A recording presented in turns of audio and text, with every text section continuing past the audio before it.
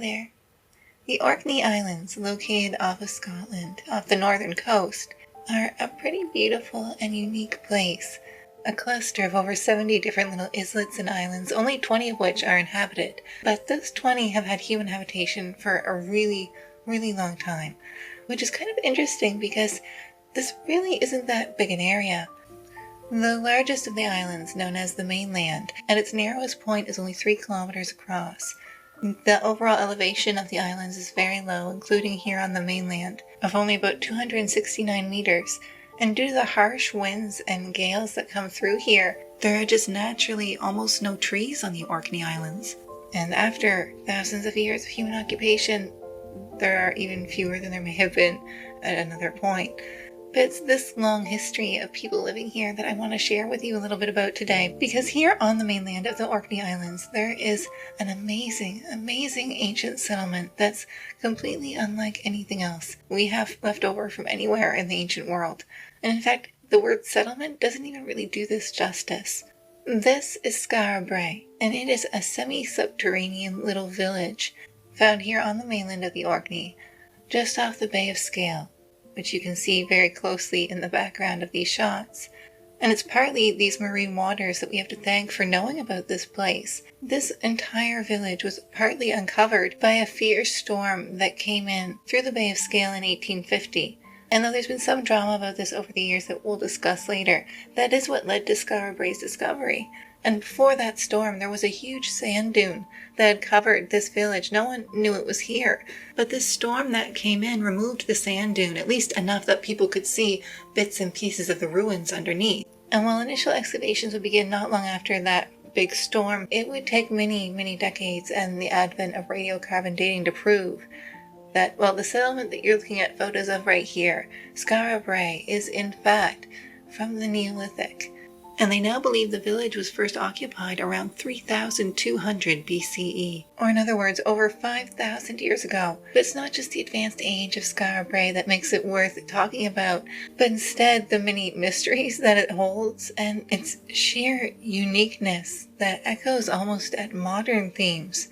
But we'll get into all that. We'll get into what we know of Skara Brae, and I'll tell you a little bit more about its discovery, and also what we know about the people that lived here, which are incredibly enigmatic in and of themselves, but what we know of them points to a people part of a much, much larger and deeper cultural framework.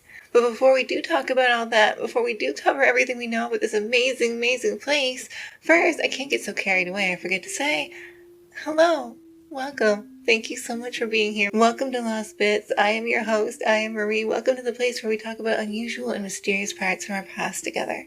And I'm so excited to share with you a little bit of the story of Skara Brae, a lost village of a forgotten people. And oh my goodness, we have so much to cover here. Like, I wasn't being dramatic when I said that this place is full of mysteries. There's some really, really unique and mysterious stuff going on at this place, and a few gruesome things as well. But it's such an incredible place, and they've been finding out so many more interesting and fascinating things in recent years. And I also have something really, really cool that I found online to share with you all. And oh my goodness, I am. I'm ready. I'm so pumped for this one. Yes, it's time to go to Orkney. It's time, I think, for some Orcadian underground Neolithic stone building bits. Oh my goodness. We're getting into it now.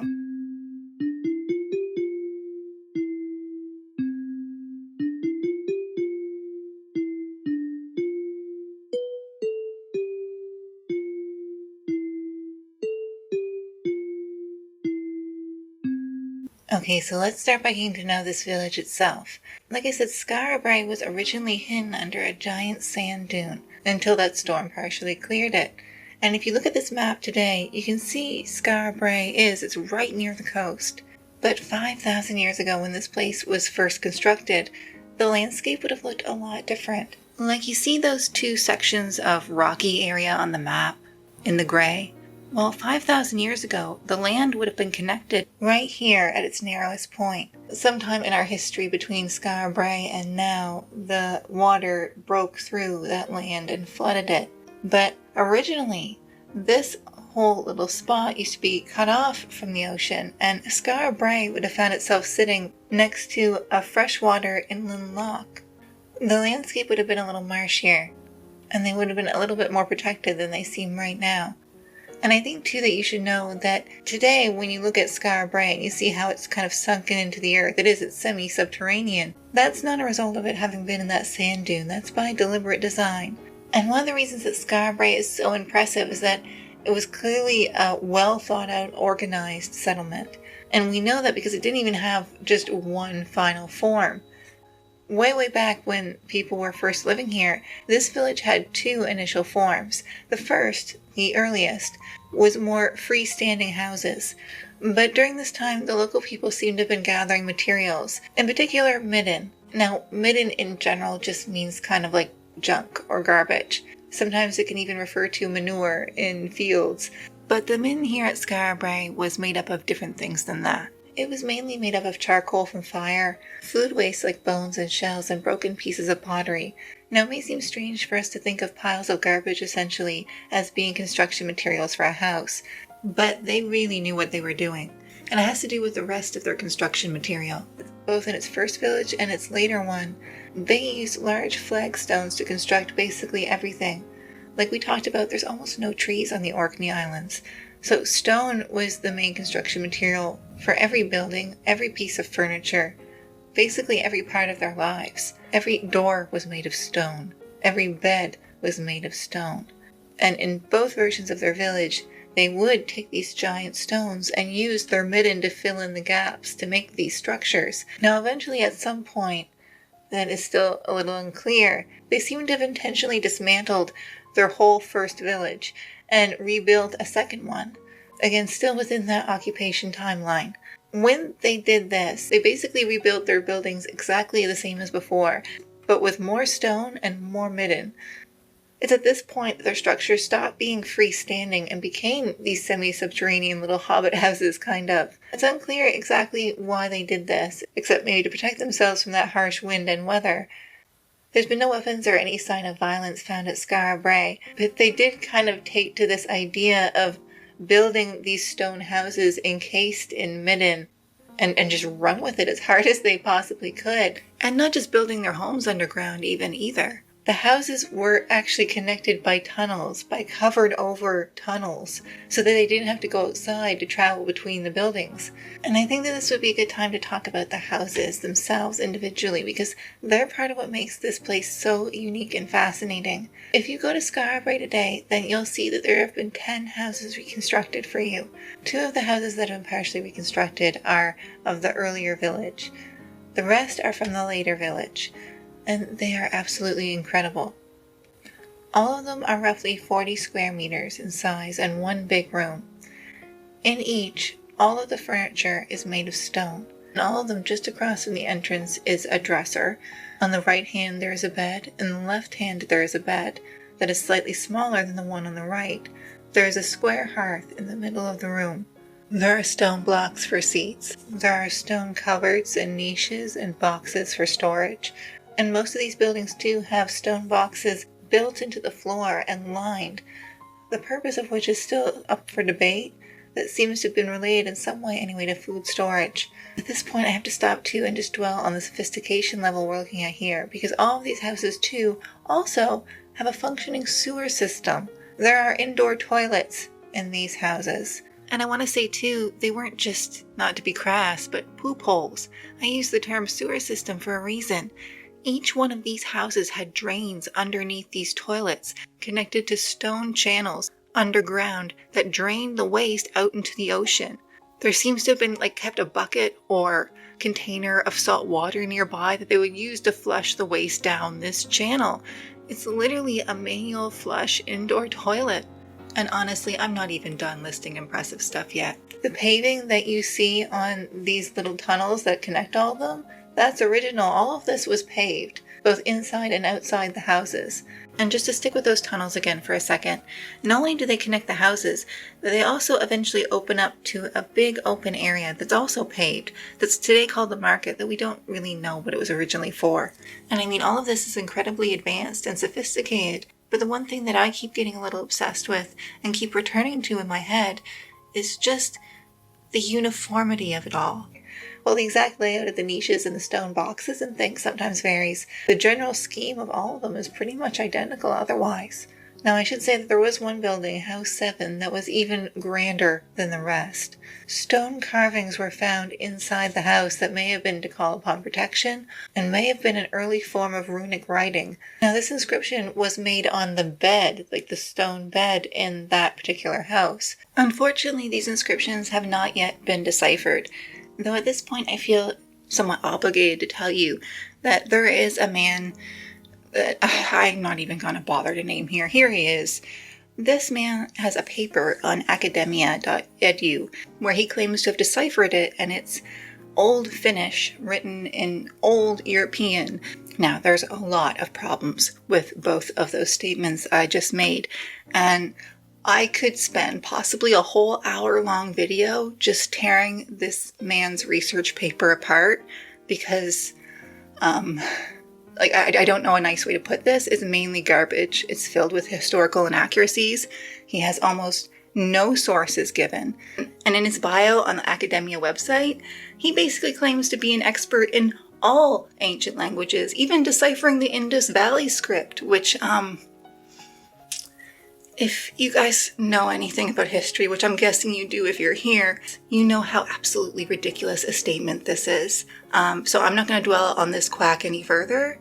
And I want to note too that this paper on Academia, he uploaded it himself. Like, it wasn't published through any sort of scientific journal or anything like that. That basically means he couldn't find an established paper willing to publish what he'd made here. And guys, like I always say, I am not an expert. I don't mean this to sound like a know-it-all. I'm just being level with you. If me, just like your average history nerd, is pointing out a bunch of historical inaccuracies in your self-published research paper, you need to make better life choices. Anyway, I've done my due diligence now and shared with you the flaws that I have seen here myself. And so now we can get back to Skara Brae and the good info. And going back to House 7, that mystery house, there are a couple other enigmas in here. Another unique and somewhat disturbing feature is that underneath that same bed was found the remains of 2 adult women. Well, it's possible that they were interred here as a funerary practice, since they seem to have died around the same time and at the same age, and they were relatively young. It's more likely they were a type of foundational sacrifice, the only such found here at Skara Brae. It's unfortunate, and it's difficult to imagine someone sleeping on top of this. Another unique feature of this house too, this particular building, is that while all the buildings of Skara Brae have stone slabs that can function for doors, this is the only one where it's positioned so that the building of House 7 can be closed from the outside. What was going on in that place? Was it some sort of temple or ritual center? The idea of it being a place for women to give birth or to go when they're menstruating has also been put forward, as well as a couple other ideas, but honestly right now we still just don't know. And so at this point I think that we should leave House 7 and look at the whole of the village again for a second. It's a good time for us to dive into some of the more confusing aspects of the rest of this place, but I'm going to warn you, it only gets more confusing as we go. Those tunnels that connect the houses that I told you about, well, if you look at the pictures of them from today, they've been enlarged quite a bit to accommodate us modern folk coming to visit, but when they were originally constructed, they were only about 1 meter tall. And to be honest, there's a lot of other mystery about Skara Brae, such as these. These stone balls were found here, along with other things sometimes literally just labeled mystery objects or unknown objects. I'm particularly fond of this one simply labeled 3-spiked object. That's lovely. These balls and objects are all carved from stone, just like everything else here is. And I should make it clear too that these stone balls have not just been found at Skara Brae. In fact, they've been found all over Scotland and in other places in the UK. There's even one found as far away as Norway in a burial cairn that they think may have been the result of someone visiting this area from there. Their purpose is still unknown to us, but there is a fragment that's been found at Skara Brae that's a little bit more telling, though it also raises a whole bunch of questions, and that's this. Now, this probably doesn't look that impressive, especially not after those stone mystery balls, but these fragments of pottery are today referred to as grooved ware pottery, and it would emerge here in Orkney. And this example found at Skara Brae is some of the oldest ever uncovered. And the true spiral design it's called, featured here, is the only example found in prehistoric Britain. And what makes all this matter is that grooved ware pottery has been associated with the cultures that built some of the most famous of Britain's greatest ancient monuments, like Stonehenge, Newgrange, and Knowth. Like grooved ware pottery would later on, by archaeologists many thousands of years in the future, will be found at burial and henge sites all over the UK. But like I said, all of that is in the future yet when we talk about Skara Brae in its heyday. And maybe that's a sign that it's a good time for me to tell you a little bit about what caused the end of that, what caused the end of Skara Brae's peak and inhabitation. Because around 2500 BCE, Skara Brae would begin to be abandoned. Now, there's been different theories as to why that was. Some make it sort of a sudden departure and the result of a great cataclysm or storm. I mean, we just heard at the start of this episode about a big storm rolling in here and the damage that can cause. So, I mean, it's certainly possible. Scattered beads were found on the floor near the doorway of one of the houses. There was even some meat found in one of the beds. This led some early archaeologists to posit that it had been a quick departure and something awful must have happened. But most anthropologists and archaeologists now think that it probably didn't work that way. While there does seem to have been some storm activity at that time, through looking at the debris in the houses once they were excavating, and in modern years using things like radiocarbon dating, they now know that, like you saw me say in the text earlier, there's no evidence of tsunami here. Like something that big would leave a lot of evidence. The storms I'm talking about, it seems like at one point a bunch of sand came in, but it was only about 1 meter tall, which would have filled those tunnels we discussed, but it wouldn't have destroyed the houses. It wouldn't have made them leave permanently, and frankly, though they were farther away from the coast then than they are in modern times, as you've heard, they still would have been used to storms from the sea. Even ones like that. So the idea that there had to be some sort of cataclysm to cause them to leave, so far there's just no evidence for that. Even though people love to throw it around as a theory, and I admit I get it. Like, why would they leave this wonderful little place? And they have found things at Skara Brae in modern times, like bead hoards and jewelry hoards, things that were kind of hidden away in little nooks and crannies and niches in these houses. But at the same time, like I said, there's no evidence of widespread mayhem. It could really just be as simple as an older relative, stash something away the way, grandparents today would. Like, when a parent dies today and you go and clean out their house, oh my goodness, you can find bits and pieces from freaking everywhere. And when I say hidden hoards, I do mean literally not like buried treasure, but like I said, hidden in nooks and crannies in the houses themselves. But that doesn't mean that we don't have an idea of why the place was abandoned. And in recent years, a much more, if I may say, human theory has kind of emerged. Because around the time that the settlement was being abandoned is around the time that the first stones at Stonehenge were being laid. Around the time that Skara Brae was emptying. In fact, the biggest monuments to ever be constructed in British history would start going up all across the Isles. And we talked about no evidence of tsunami or destruction from that, but I should say too, there's no evidence of violence or warfare. The most common theory now is just that as people got old and died, the youngsters just kind of moved on. We still get that now, don't we? The young people moving away from their small town to go to the big city, that kind of thing. People are people, and it's the same sort of thing here, it looks like. There's nothing really wrong with Skara Brae. There's just other pastures calling. And sometimes today, when stuff like that does happen, there can be kind of a generational divide, a bit, or maybe the parents resent their kids for not following the same path that they did. I wonder if that happened here. I hope not.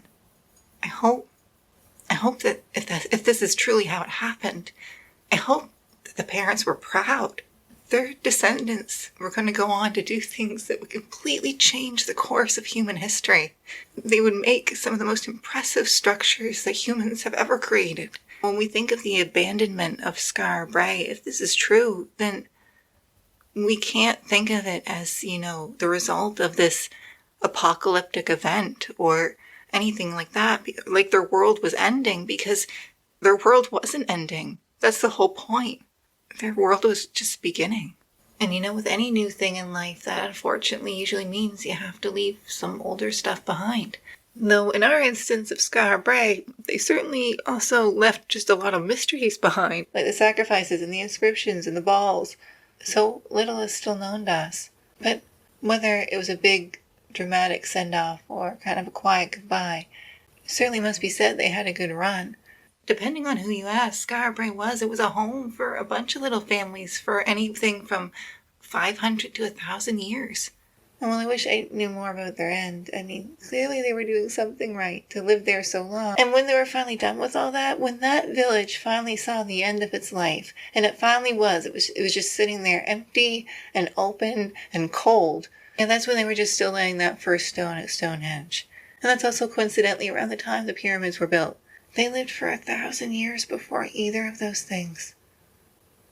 I mean, it's hard to not expect there to have been a big finish, in a way. But today, obviously, things have changed a little bit. Today, Skara Brae is part of the larger Heart of Orkney UNESCO World Heritage Site, I'm proud to tell you. As you've seen, many of the different buildings have been restored. The walkways have been expanded so that people can visit easier. It's been the subject of a huge amount of study and a huge amount of fascination, and we haven't even talked about some of the cool artifacts yet that have been found from there, other than those balls. Let me just show you one other one. This is Buddo. Buddo is one of only 8 Neolithic figurines depicting a human ever found in Britain, and he is delightful. His name comes from the Orkney word for friend. He was found in the compartment of one of the beds in House 3. He looks like my friend. He looks like he belongs on Adventure Time. I think that he is just perfect. They've also found a ton of different bone beads and jewelry, as well as pins and other items even made from walrus ivory. Like, these people were so sophisticated that learning about them and studying them has completely changed our understanding of the Neolithic. And I know I throw down phrases like that a lot, but excuse me, did you know about indoor toilets in the Neolithic? Because I didn't. This place is kind of insane, and it's still a subject of active study. And before we go today, I promised I found a cool thing I wanted to share with you about it, and I'm going to here now. Because one thing that you can do to study Skara Brae a little bit if you want to, Historic Environment Scotland worked with archaeologists and with new technology to put together an interactive 3D version of Skara Brae that you can visit online for free. I was totally poring over it while making this episode. It's super duper fun. You don't even need to download anything. You can just go on. It's just a really, really fun time. So I highly recommend it. They also have, with the same thing, again, it's all free. They have a 3D reconstruction of a house you can go through, and a bunch of other cool stuff like that. So be sure to check my sources. I'll put like a little asterisk by that one so that you know what to look for if you're interested.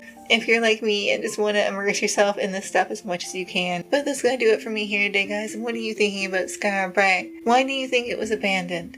Would you want to live in a little house? I admit, I'm looking at them and I'm thinking I would love to live in a little house like that. Would you like to live in a little house like that? I think they're amazing. Oh my goodness.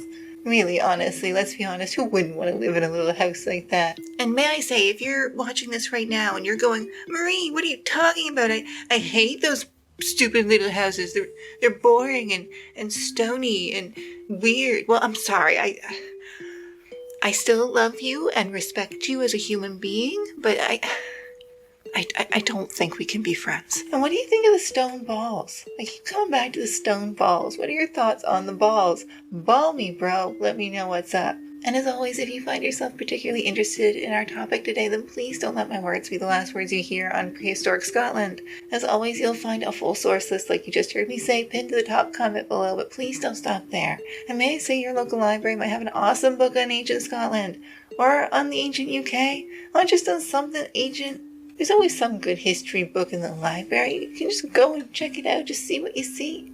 Just see what's there. It might not be on Orkney, but it'll be on something. Something new to take home to read about something old. Just spruce up your brain a little bit. It's healthy. It's good for you. Go to the library.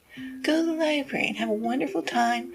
And when you get back from the library, let me know how you made out. And once you are back, if you enjoyed what you saw here today and you'd like to, then consider checking out the rest of my channel, where you'll find lots more unusual and mysterious tales from our past. I upload new videos every week, and hopefully you'll find something there that you like, so I'll see you again soon. But either way, thank you again so much for being here today.